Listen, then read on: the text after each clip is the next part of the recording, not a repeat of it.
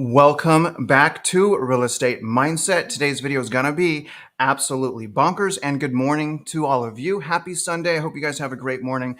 Thank you for joining me today. We're going to go over some really important stuff as it pertains to stage one of the housing market crash, which is interest rates. And obviously, you guys, we've been paying attention a lot to interest rates because we really need interest rates to stay high so that the housing market properly crashes. So, the good news is the rally right now appears to be overall losing steam. There's still a rally out there, but overall, according to the trends, specifically Redfin, finally, you guys, the rally is starting to lose steam. And I asked myself, if interest rates would have remained above 7%, and I asked myself if the Federal Reserve would not have bailed out the banks and injected hundreds of billions of dollars of liquidity back into the banking sector, would we have a rally at all?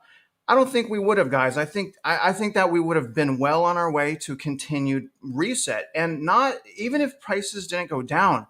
The extent that they have gone up recently is really astounding. But here's the thing, you guys. Inflation is extremely sticky. We all know this. Inflation is extremely sticky in the housing market. And the thing is we don't want disinflation in the housing market. We want deflation in the housing market. So again, you guys, I think it's really important to understand that in 2006, something similar happened, as well as in 2009. So again, in 2006, we had a 6 months of price decline, similar to what we have right now. 4 or 5 months of price decline, followed by a rebound, a fake rebound for 6 months. So, it stands to reason the same thing is happening right now. And remember the stages, you guys. Remember the stages of the crash. Stage one is generally interest rates. Okay, so stage one, we've been well on our way. Unfortunately, we wanted interest rates to stay above 7%. It is what it is. Stage number two is sales and new construction. Okay, stage three, which is what we're really kind of watching for now, is prices. Now, prices are going to lead stage four, which is inventory. And the name of the game, you guys, for a balanced housing market, for everything to kind of get back to normal, right? We need inventory. That's a fact. We need inventory. So again, we're going to go over inventory as well today. We're going to go over interest rates. We're going to go over some videos for Jerome Powell and really just get a better idea of what interest rates are going to do moving forward into 2023. So the question is will interest rates hit 8% in 2023? Will interest rates hit 8% in 2023? I believe as long as the Federal Reserve does their job, right? It's actually possible. And, they should, in my opinion, they should hit 8%. Now, will that happen? Who knows, right? Did anyone know that they were going to inject hundreds of billions of dollars back into the, banking, system? I didn't see that coming, y'all. Did y'all see that coming? I didn't see that coming. But the odds are interest rates from this point forward are going to start going up, as we have seen over the last week. They have skyrocketed upward, and that's actually a really good thing. Now, my thing is the interest rate should have shot up back in February to potentially save a ton of these new home buyers that are basically purchasing real estate at one of the worst times in history to purchase. And here's the thing, you guys, and I want to make this clear, okay? There are several different opinions about real estate. You're going to find channels that are very bullish, that want you just to buy. You'll find channels that are balanced, bullish and bearish. But on my channel, I'm going to be a lot more bearish in the housing market because of my past, because I lost everything. I have an overwhelming amount of experience, not only with being in distress myself, but also helping usually first-time home buyers through their own level of distress. So I'm going to be bearish. When you guys listen to my channel, I'm going to be cautious until I don't have to anymore, or at least I believe in my heart. And right now, you guys, my biggest worry is, because unfortunately, I didn't call the start of this year 100% accurate. Basically, mid-February, things started to reverse. And my fear is because I wasn't able to call the housing market like exact, which is almost impossible, that the people are going to lose hope. They're going to say real estate mindset. They're going to say Travis was wrong.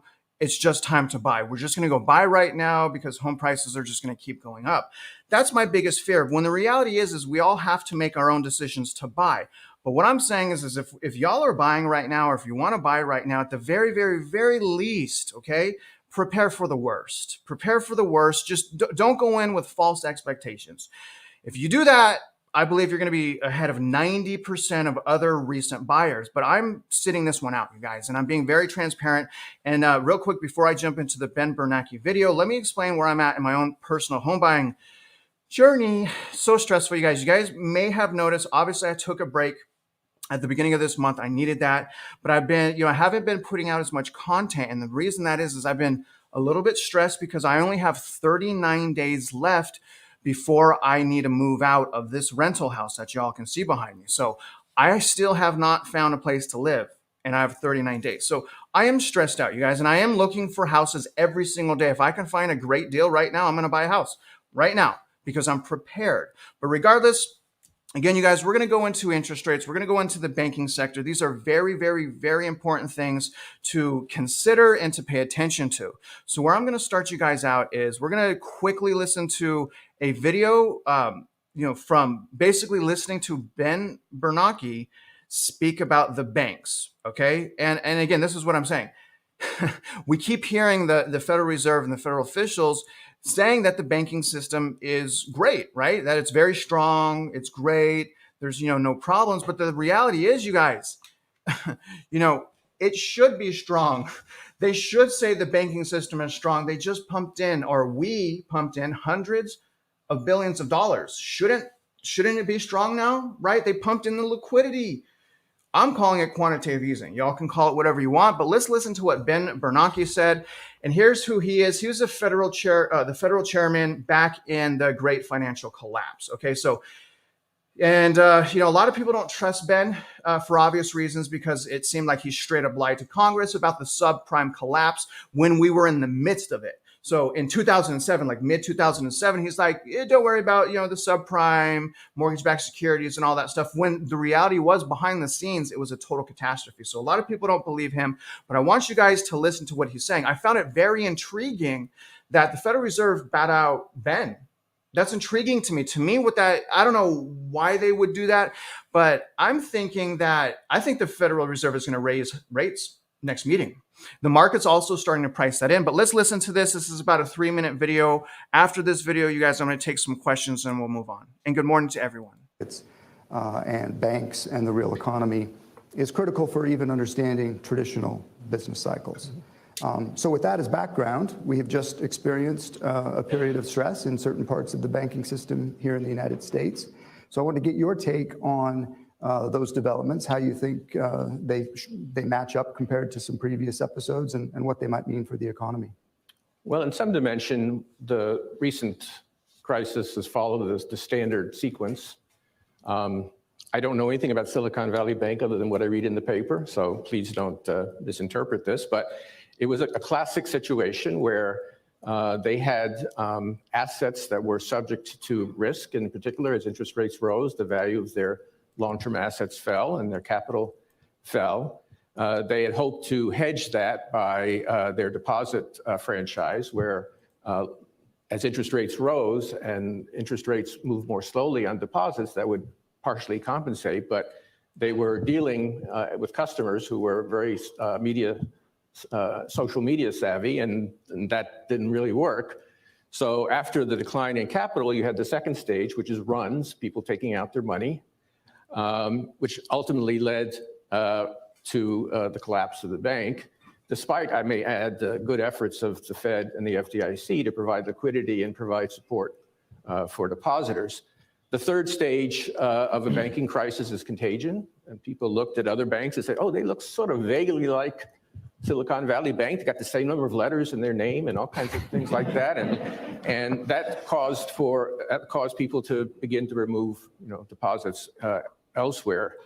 And finally, the reason this is important is that it ultimately affects credit conditions. And the Federal Reserve is, of course, looking at the effects of bank problems and other financial issues on the extension of credit and therefore on the real economy.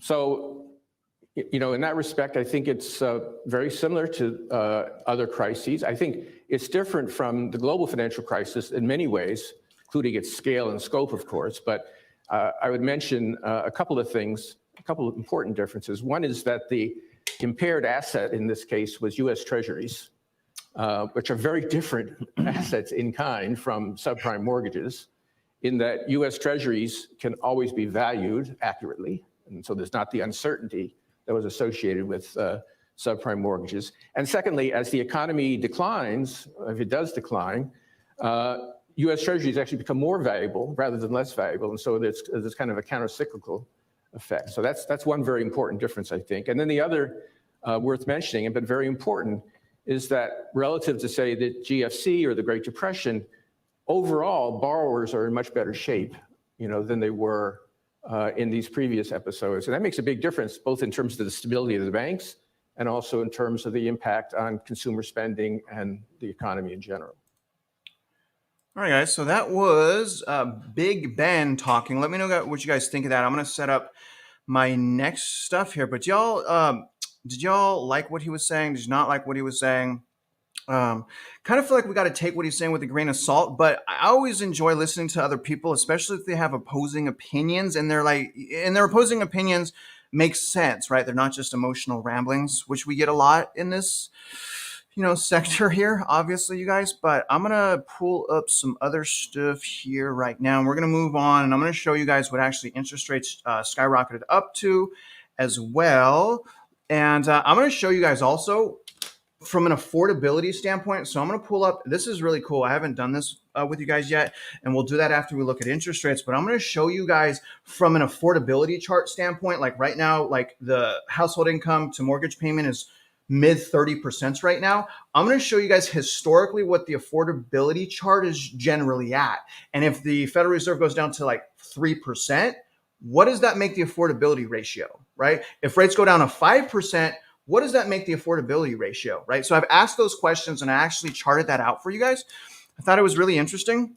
Now, this is also crazy. Let's take a look at the 10-year right now, you guys, and we're going to see what has been happening. This is good stuff. I'm going to go for the 5 days, and I want to point out this. Okay, so here's the 10-year. Now, you guys have been watching the 10-year Treasury with me this whole time. We watch the 10-year Treasury because generally when the 10-year Treasury goes up, interest rates go up, mortgage interest rates go up. When the 10-year Treasury goes down, generally the mortgage interest rates go down. So they track very closely together. And right now, this is the 5-day readout. Okay, so in 5 days, you can see it skyrocketed upward. Okay, it skyrocketed pretty much upward. Maybe the reason that's happening, y'all, is the inflation. Maybe the inflation from the housing market is like they're seeing how sticky it is, right? And they understand that they need to like stop demand in the housing market. This is entirely federally induced, by the way. Like we all know that the Federal Reserve is doing this, right? It's a different type of systemic failure, right? It's a very interesting thing. But anyways, what I want to note here that's very interesting, you guys, is the 10-year no longer has to get to 4% for mortgage rates to get to 7%. Do y'all hear me? So remember before I was like, yeah, let's get to 4%. Do y'all remember that on my 1-year anniversary on my channel? We hit 4%, and then banking crisis. You remember that? The 1-year anniversary. And then they bailed the banks out. But you guys, the crazy thing is we no longer need 4% to hit 7% mortgage rates. Pretty fascinating. Now let's go to mortgage rates and let me show you guys, okay? So this is how we ended Friday. Okay, and I'm going to pull up an article that's going to go into a lot more of this, y'all, and going to give you guys the range of interest rates. But here's where we ended. We ended at about I have to do a timestamp. I'm sorry. We ended at 6.90. That's up 0.08% day over. That was a day over day. But I could tell you guys right now, again, this is good credit, 20% down payment. Most of the people right now, normal people, are getting rates in the 7% right now. That's absolutely great news. So in other words, you guys, couple things that we learned here. Number one, the 10-year Treasury, so as of right now, does not have to hit 4% anymore for mortgage rates to hit 7%. And we are close to our 20-year high. Okay, the 20-year high was obviously slightly over 7%, but we're making progress is the point that I'm trying to make. So a lot of people, you guys, and I want to make this clear, a lot of people are now starting to think, not more than 50% are now starting to think that when the Fed meets next month, they're actually going to raise the federal funds rate or the rate where banks lend from, right? So the banks are borrow money at that rate. It's starting to be priced in that they're going to raise rates 0.25%. And why wouldn't they raise rates 0.25%? A lot of people already know that we can't hit 2% inflation. And remember when I had Orlando Minor on here, he said it straight up. He's like, you guys, it's going to be really easy to get to 5% and high 4% inflation. The hard part is getting it under 4%, and that could take years. So, I don't know what's up with the market. The market keeps fighting the Fed. Maybe the market's wrong. I wonder if anyone's thinking that. I wonder if the market's wrong and, historical presidents are going to, trump the market. I don't know. We'll see that. But this is what I want to show you guys. I think you guys are going to, really, really like this. I'm going to do my best here to show you guys. Okay, so here's the situation. Okay. So what has been in control of the housing market? Affordability. Okay, that's why we're in this mess, and that's how we're trying to get out of the mess, right? So we're in the mess because rates were too low per se, right? Basically, there's many reasons, but predominant reason, rates were too low, followed by now rates are too high.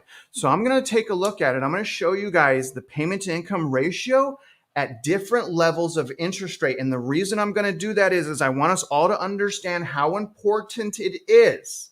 Again, I want us all to understand how important it is that the Federal Reserve continues to do their job.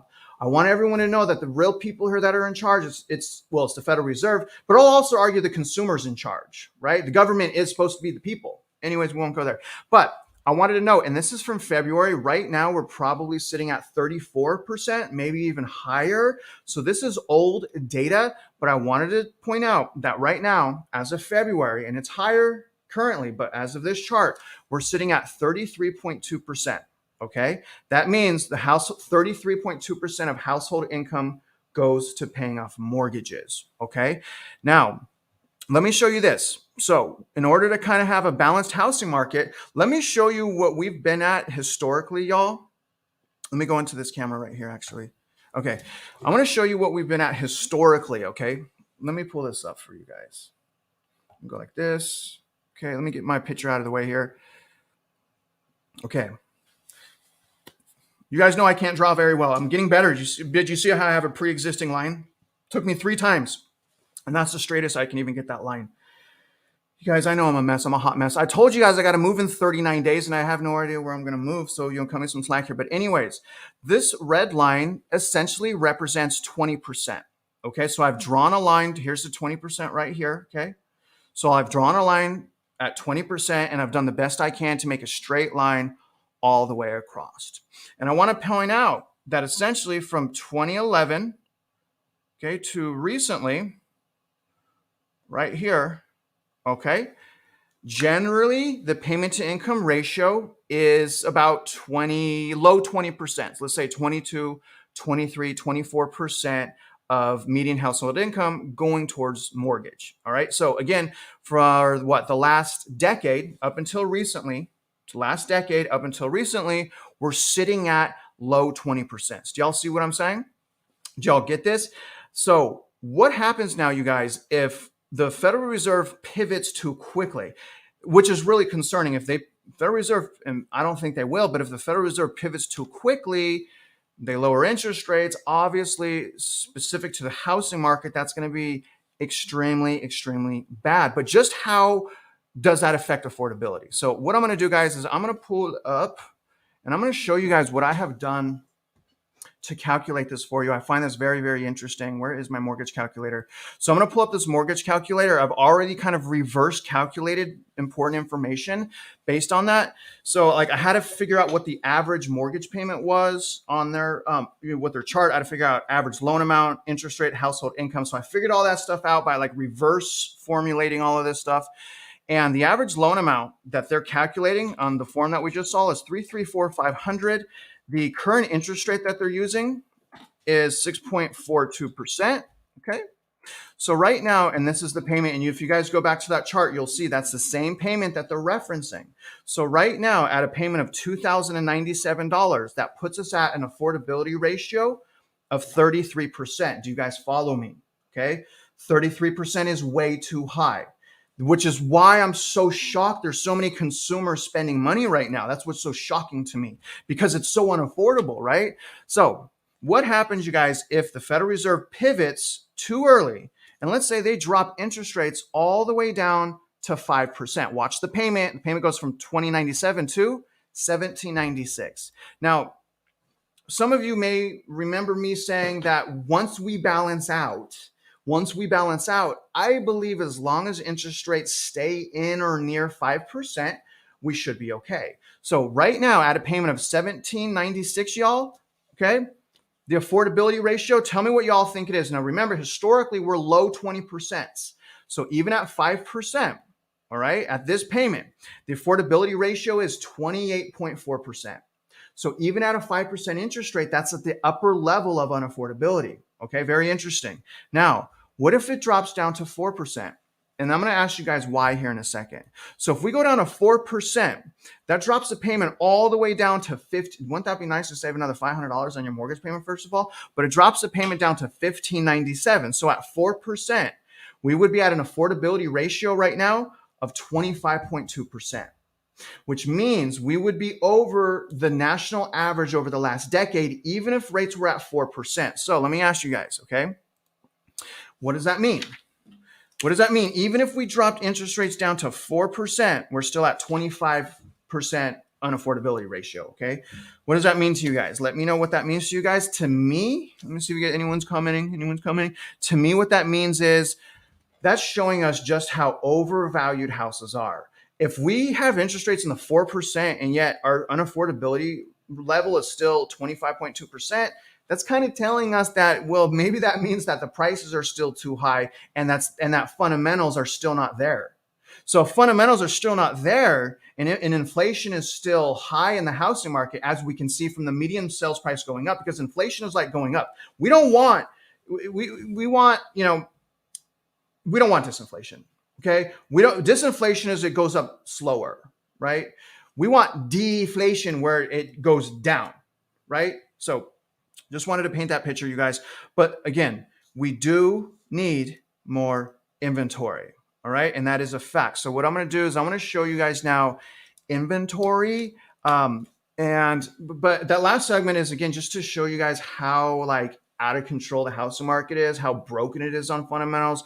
Unfortunately, we live in a really emotionally charged time right now. And, and I'm going through that. And I'm sorry, you guys, I have 39 days to move. So I'm a little bit all over.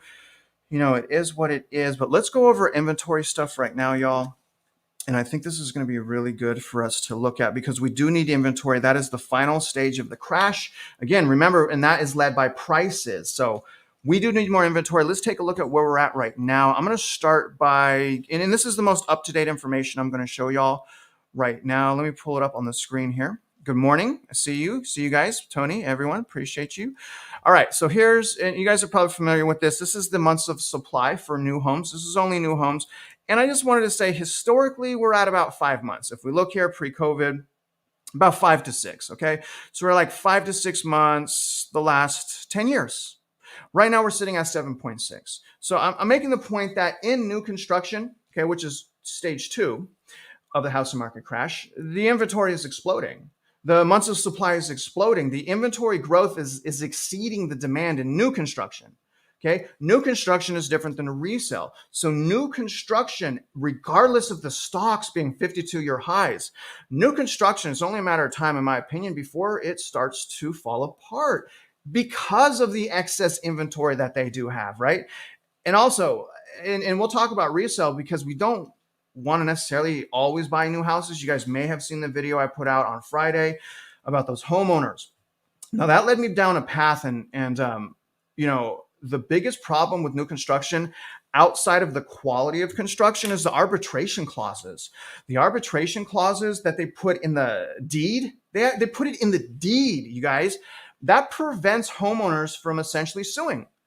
It prevents people from suing them. They take the right away to sue them for not building the house to your expectations. So pretty bad stuff, you guys. My point is pretty bad stuff in new construction. If you do new construction, you're going to want to get an inspection. You're going to want to use a realtor. But let's look at this now.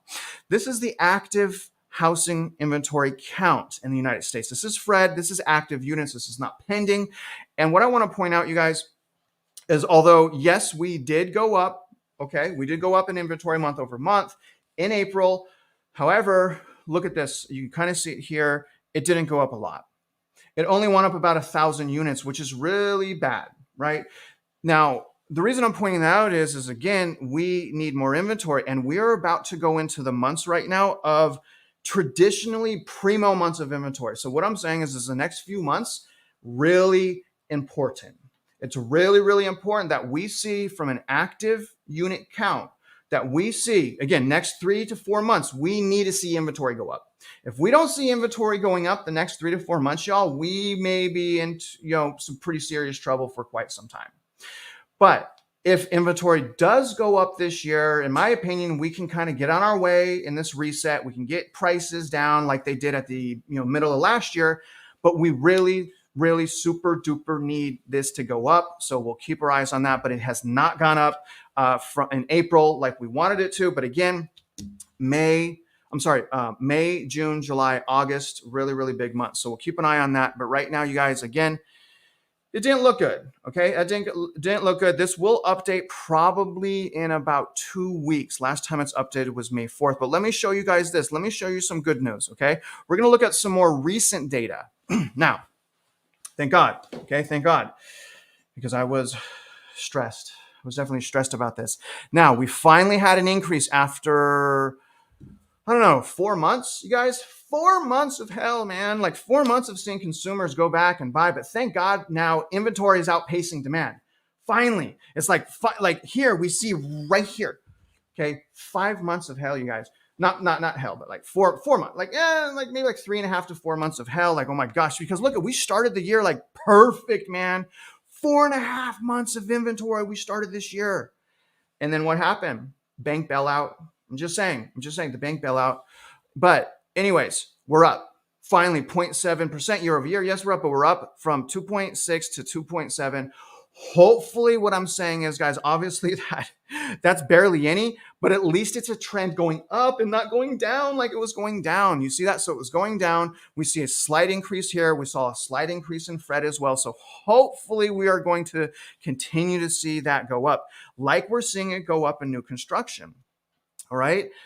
And I understand, you guys, that a tremendous amount of homeowners right now have low interest rates, but you cannot underestimate the wealth effect, and you cannot underestimate how expensive things are. So if people want to start cashing in, we're going to start seeing that. And in fact, we've already seen people start cashing in the form of refinance. And when someone refinances their entire loan, remember, it's just like them buying a new house. They trade in their low interest rate for a high interest rate. And when you refinance, not only that, generally the interest rate is higher when compared to a purchase, especially if it's a cash out refinance. So we're already seeing this happen, you guys. The people are already cashing out and trading in their equity and trading in their low rates in the form of refinancing, but not necessarily at the pace that we want as far as selling, right? As far as selling, that's been a little bit harder, obviously. Now, what I'm going to do, guys, is I'm going to read this really important article. This article is going to go into the fact that and then we're going to watch 2 videos that go into this as well. But this article is going to give us a better idea of where interest rates are at,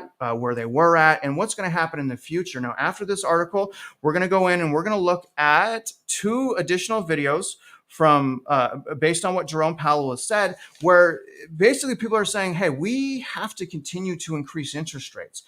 And everyone wants that. Johnny, Jeff, we all want that because why? Because that's what's leading the housing market crash, the interest rates. That is what is leading everything. And who has control of that? Do we? No. What we have control over is when we want to buy. Like if we're qualified, right? I'm qualified. That's my decision. No one's going to force me to say yes. I'm just saying, and no one should force you to say yes, but this is a great article. This is from Investopedia. Let me pull this up for you guys right now. And again, good morning, everyone. I see a lot more people are coming online. We'll get to the videos here in a minute. This is a great article from Investopedia. This is today's mortgage rates and trends, May 19th. So it's a recent article, okay? So we had a week-long rise in 30-year mortgage rates, and we saw that from Mortgage News Daily and from the 10-year as well. So let's go down here. Some interesting things that I think you guys are going to like if you're like me on the sideline. Okay. First paragraph I wanted to read for you guys is mortgage rate averages were up across almost all loan types again yesterday, with what is now a week's worth of increases, boosting the 30-year average to its highest level in more than 2 months. Thank God, right? Thank God.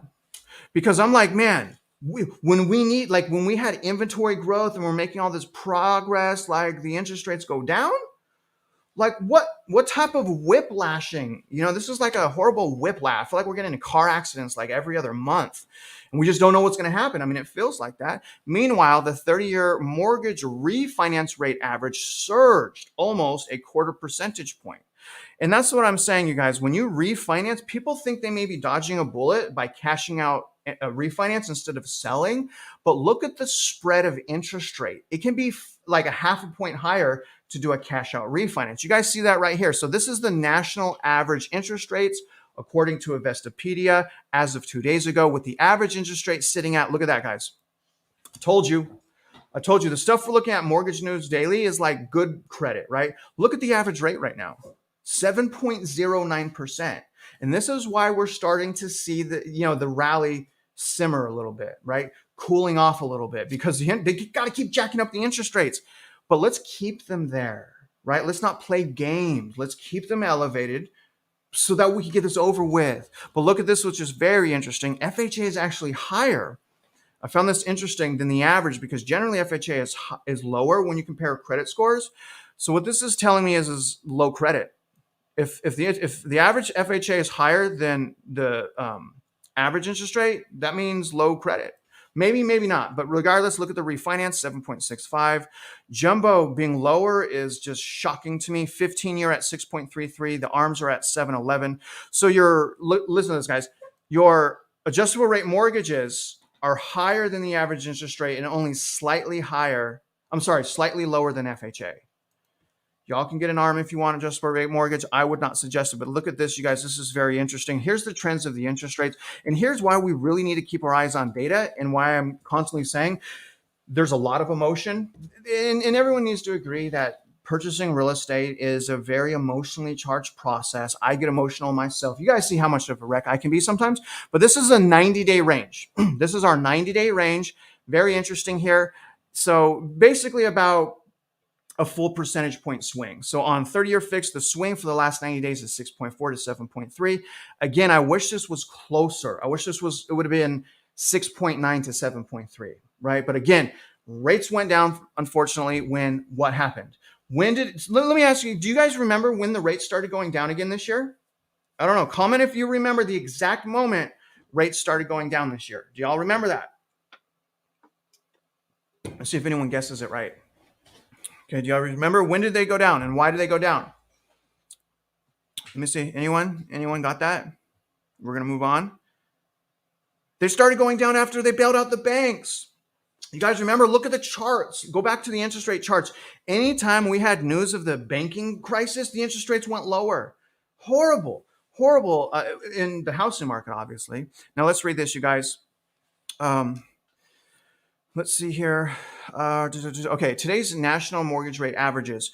Rates on 30-year loans continue to climb Thursday, taking on another 8 basis points to what is now a 5-day ascent. That's added 27 points to the flagship average, reaching 7.09%. That is crazy, and that's also good.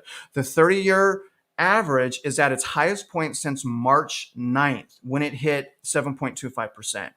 Rates on 30-year home loans continue to move in a range well above the 5-month low of 6.11 enjoyed in February, but and that's the other thing. This is okay. So we hit a low in February at 6.11, and then we hit a high of 7.25 in March. Do y'all see what I'm saying about the flip-flopping and the whiplashing? But anyway, still considerably below the 20-year high of 7.58% seen in October. Raise your hand if you wish interest rates would have stayed this high. I'm raising my hand. I wish interest rates would have stayed at 7.58% again, so we would have curved more demand. And again, I believe the catalyst of demand right now, y'all, Other than the emotion, it's going to be the excess savings in the job market, but predominantly the excess savings. Now, movement among refinancing rates was highlighted by a surge in the 30-year refinance average, which jumped 24 basis points and created an unusually large gap of 58 points between the 30-year new purchases and refi averages. And that's what I was trying to tell you guys.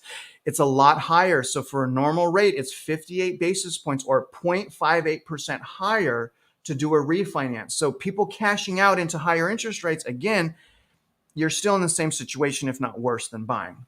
Potentially, depending on your equity and depending on your goals, of course, right? We're just generalizing here. Now, this is interesting. After a historical rate plunge in August of 2021, mortgage rates skyrocketed in the first half, you guys remember, of 2022. Indeed, the 30-year average shot to 6.38% by June of 2022. And let's remember, this is what it took right here. It took an average of 6.38% in June to start reversing the trends in the housing market. But we're seeing right now that 6.38% is no longer reversing the trends in the housing market. Right now, what we're seeing, other than the things that I mentioned, we're seeing the normal seasonal trends take over.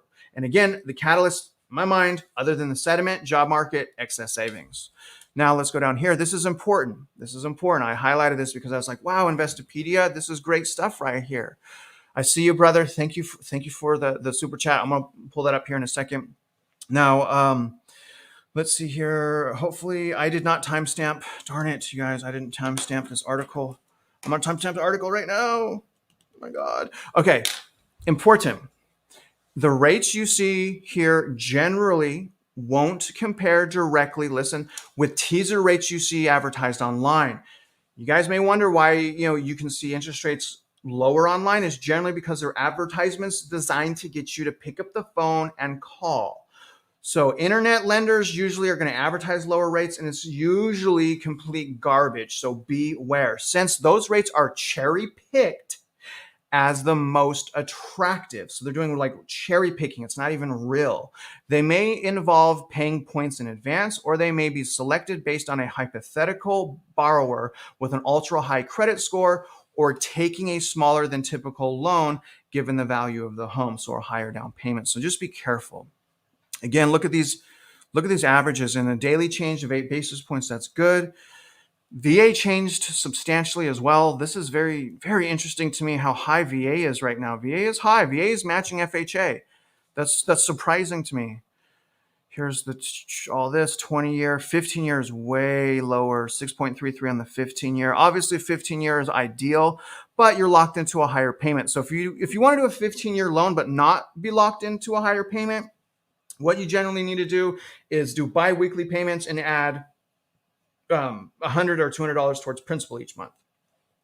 The advantage of doing that is you're not locked into the high payment. So if you ever have a month where you're having a hard time, you could just pay your 30-year payment, right? But again, if you want to turn your 30-year mortgage into a 15-year mortgage, you can actually do that without refinancing by just paying more money to a principal. So you don't have to go through all that whole process of refinance. And then they have all this other stuff here, guys, if you want to reference it, like calculating your mortgage payment and things of that nature. So what I'm going to do is, and again, you guys don't forget that I will have all of this stuff, all of these links here in my description for y'all to reference later on. And now I'm going to go into, I have to reset up my screen here so that I have to do this constantly, guys, because that error for some reason. We're going to look at some videos now from based on what Jerome Powell was saying. Now, the first one is interesting. The first video we're going to listen to, this is going to be good. I think you guys will like this. And let me know that the audio is good. So the first video we're going to listen to is going to be about inflation. And what it's all going to amount to, y'all, is we're going to need rates higher, and more than likely, and I saw your comment, Jeff, and you had a good point there, and I like what I love how Jeff is with us, you guys.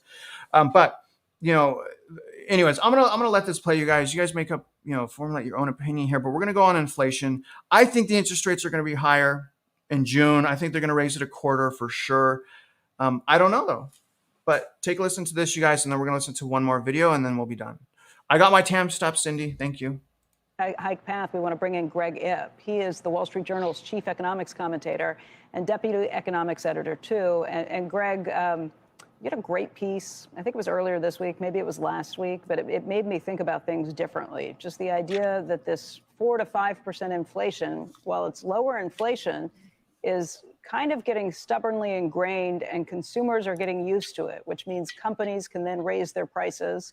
And that is a very different take. What worries you about that scenario?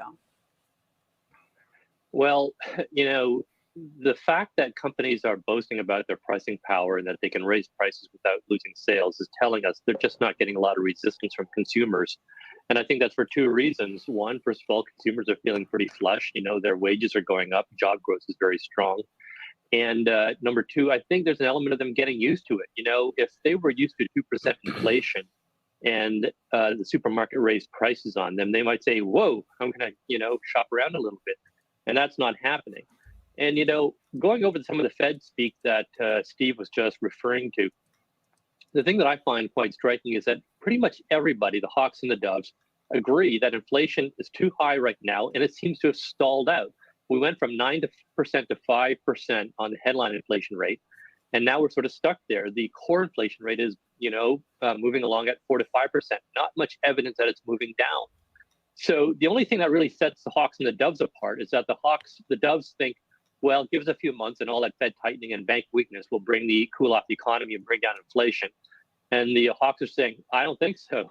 But both agree that they're not seeing the progress on inflation that they'd hoped for. Steve, what do you think about that? Just this idea that we're becoming complacent to inflation that is higher than the Fed's target, at least double, maybe even 150% times that.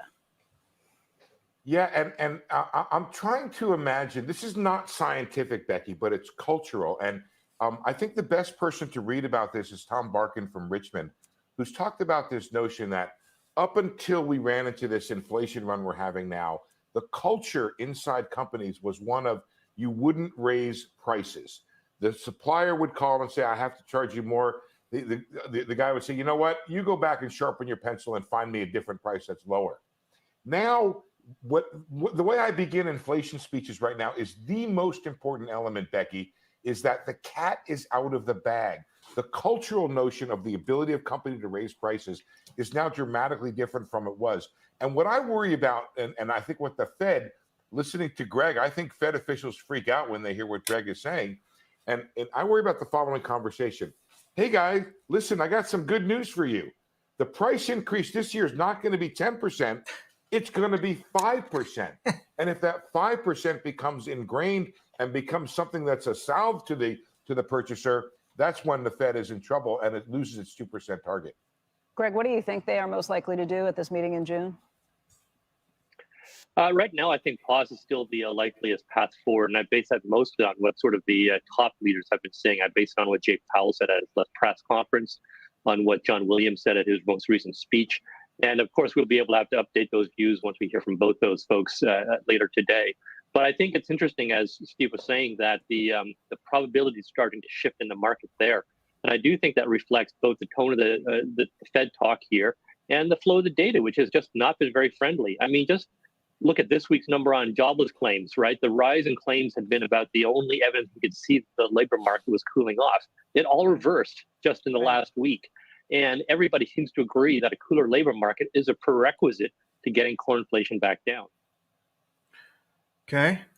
What do you guys think? Save hundreds a year on groceries. So I thought that was pretty, compelling as to what we've been saying on the channel. That interest rates need to be higher. Inflation is sticky. Inflation appears to be coming back, whether you're hawkish or dovish. A lot of people are agreeing that the progress to fight inflation has basically stalled, which kind of means that the interest rates aren't low enough. And that may be why we're saying them up. But I could have told them back in February when the interest rates started going down again that, hey, the interest rates are too low. So again, I always go back to we need to be super careful when buying the biggest financial transaction of our life. We're going to go into another video, guys, here in a minute. That's going to go into whether or not they should raise interest rates. You're going to hear Jerome Powell talk. It's not going to be definitive, but I think it's a really good video. But the inflation fight is, I don't want to act like an economist here. I'm just looking at from the standpoint of the housing market, inflation hasn't barely, we can't even say there's de-inflation in the housing market. We can't even say that because the house prices are going up almost at the same pace so far as last year. So the inflation is the same, if not worse, in the housing market. It's not even, it's not even disinflation. Anyways, I'm going to read a comment here. This is a really good comment. And I appreciate that. Appreciate that super chat, brother. This is a good comment. Inventory will not go up until people are forced to sell. Homeowners are refinancing and borrowing money from anywhere just to stay. When they can't borrow anymore, the game is over and the inventory rises. Now, let's talk about this again, brother. Thank you for that. This is a great comment right here.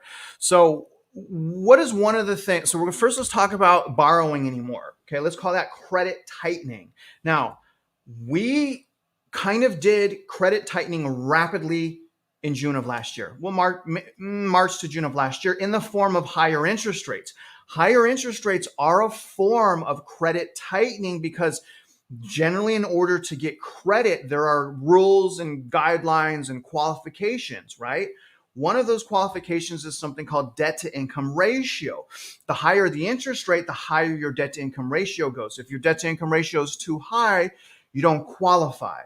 So we already have some of that. But in addition to that, again, excess savings, hot labor market, in addition to that, we need additional credit tightening. And I'm going to tell you guys right now, we haven't seen that.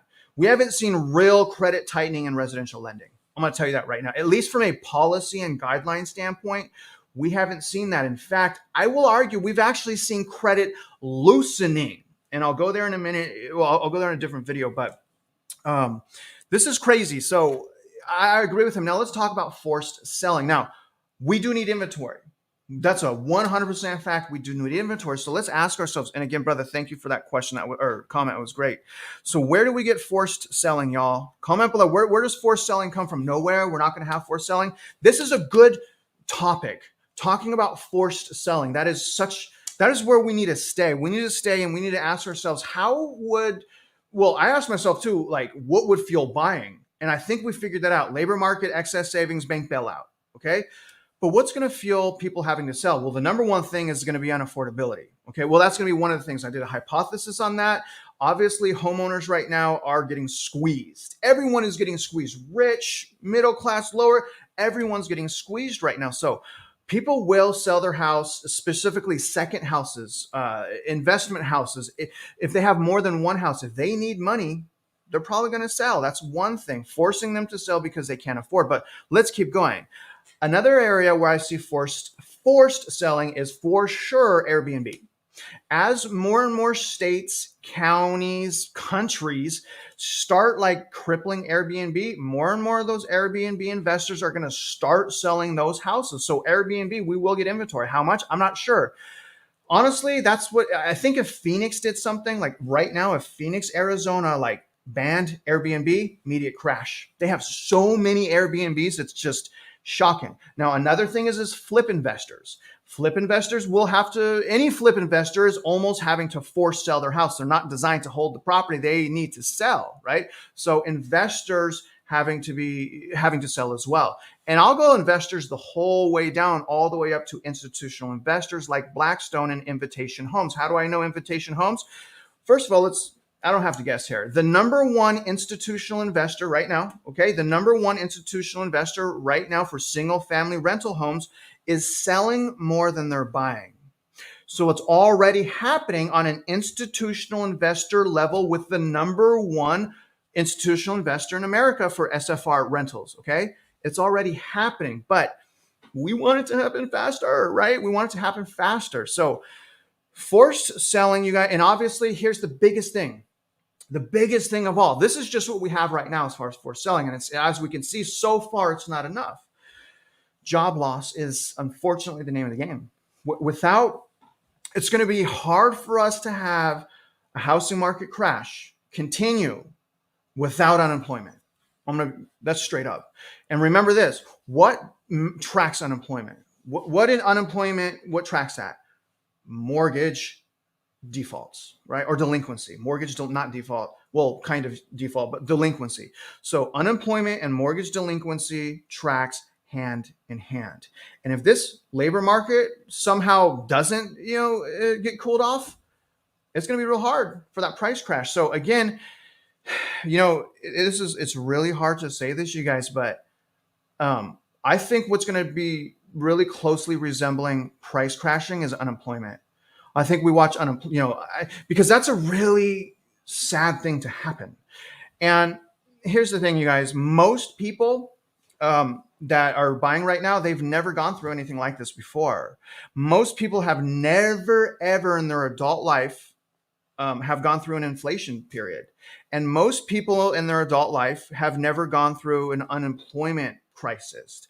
I've gone through the unemployment crisis part. I wouldn't say we had an inflation crisis back in '08, but I've gone through the unemployment crisis, and an unemployment crisis hits everyone. An unemployment crisis is absolutely terrible, and we don't have that right now. But if we do have that, we need to be watching that. I don't see how we can't have that being the house value. I mean, it's just a really crazy how strong the consumer has been from middle of February to about the middle of this month. And the beautiful thing about that, what is that, 4 months?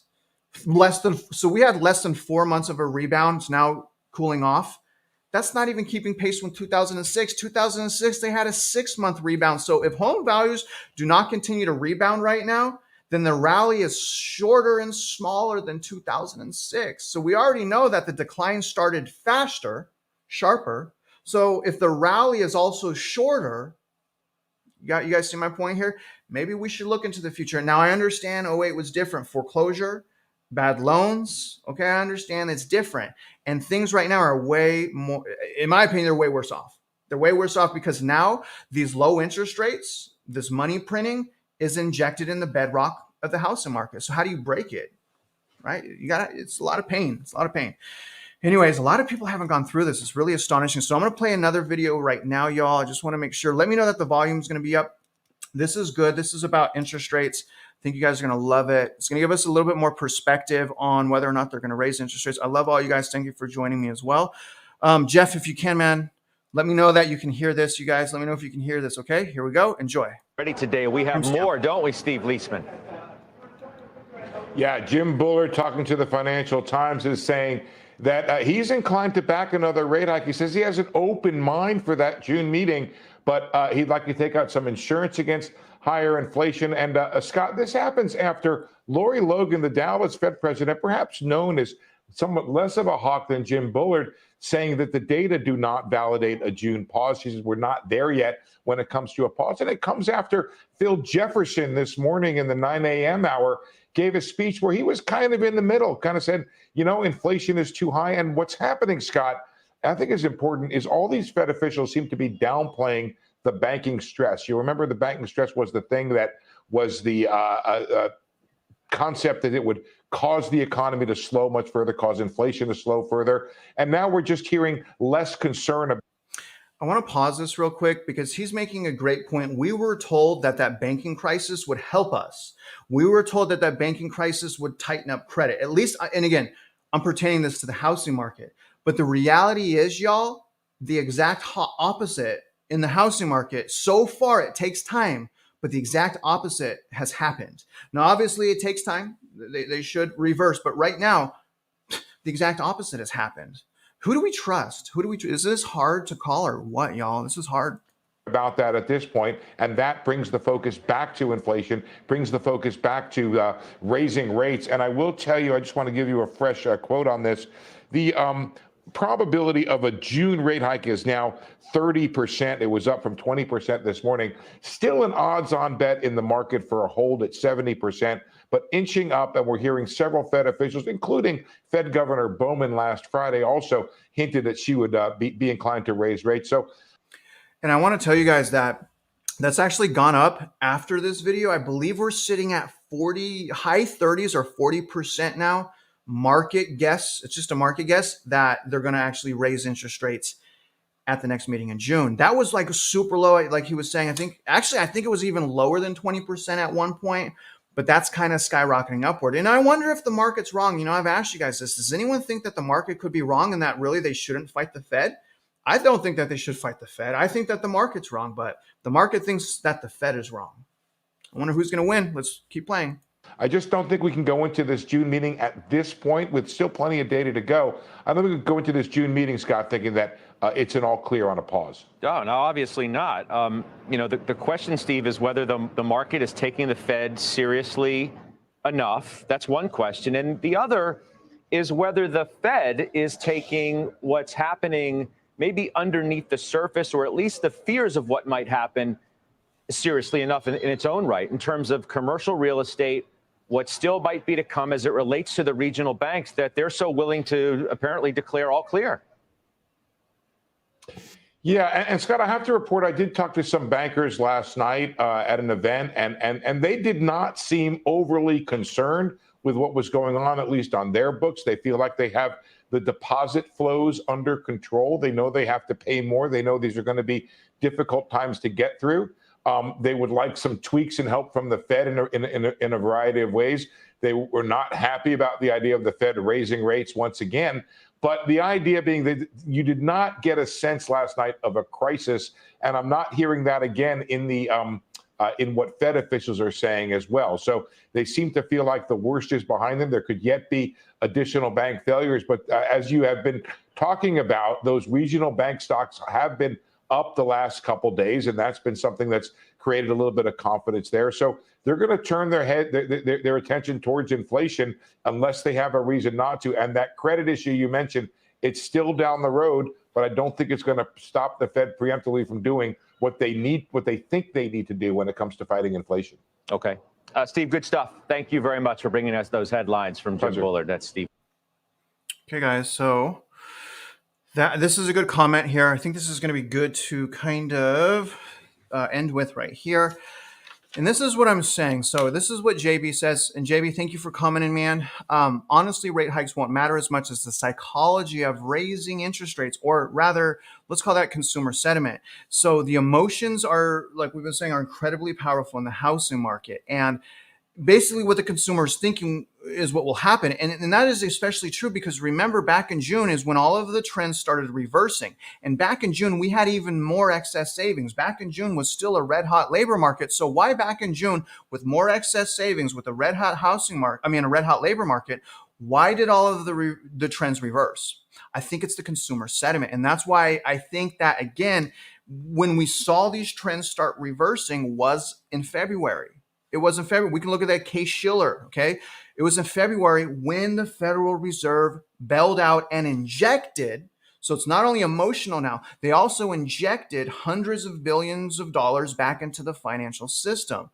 When you inject, and they told us that, that's what we want. That's going to help us. But when you inject that type of liquidity back into the financing sector, you're fighting, the Fed is fighting themselves. So, I don't like it. I think that fooled a lot of people. I think a lot of people assume that everything's okay, that the Fed is just going to keep printing money.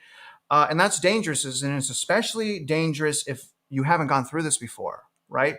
And now I'm not just talking about the inflation. I haven't really myself gone through inflation really in my adult life. But the other thing is how out of control job loss can actually get. Job loss is I mean, I told you guys I've been worried about my own job. I've actually had to have a sit down meeting. Interesting thing, after Lennar called my employer, Lennar called my employer, y'all. Lennar called my employer. Can you believe that? We all laughed, but well, not all of us laughed, but anyways, you guys, I think that the sentiment is important. JB, I definitely appreciate that comment. I definitely agree with you. And you guys, other than that, I hope you guys have a great weekend. I definitely appreciate each and every one of you. I hope that you guys aren't too stressed out like me. Go out and enjoy the day. Go love some people. Empower yourselves, right? All of that type of stuff.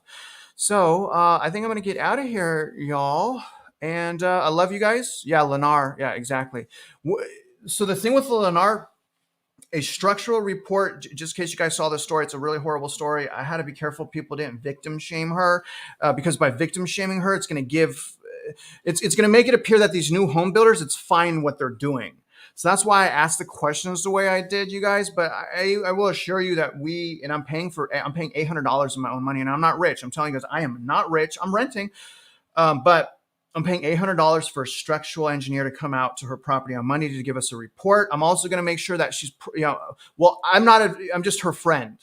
And I'm going to make sure that she's properly contacting the warranty company. But I think that at this point, we'll just wait till the structural report comes back. And again, if you're looking at new homes, remember arbitration. Okay. They have arbitration clauses in their deeds. Huge. That can victimize a lot of people. So just FYI on that.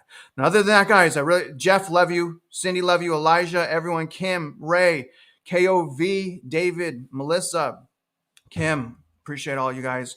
Thank you, Milwaukee. I appreciate you, Milwaukee. Here's the thing, you guys. I just want, hold on one second. I just want to make this point. Milwaukee, that means a lot to me, but we have to understand this, okay? I'm trying the best I can, and I do not have all the answers, and I do not know everything that's going to happen. I'm simply trying to be as transparent as possible. I'm going to be a lot more bearish in this whole situation, and that's what you're going to get from me. And there's reasons why I'm bearish. I've already lost everything, and I care about people because I have something called empathy, which is like a scarce attribute in real estate. So I don't have all the answers, guys, but I am going to be transparent. I'm going to tell you what I think, and I'm going to explain the reasons why I think what I do, and I will reference data. So I'm not just spouting out nonsense. These are things that I'm believing, and I'm taking the actions necessary in my life to try to show you guys I believe this because I'm walking it out. But other than that, guys, I love you. You guys have a great rest of the weekend. Go love your spouses. Go hang out with some friends. And overall, you guys just enjoy the day. And if you're out there investing in real estate, I wish you luck, and I hope you win.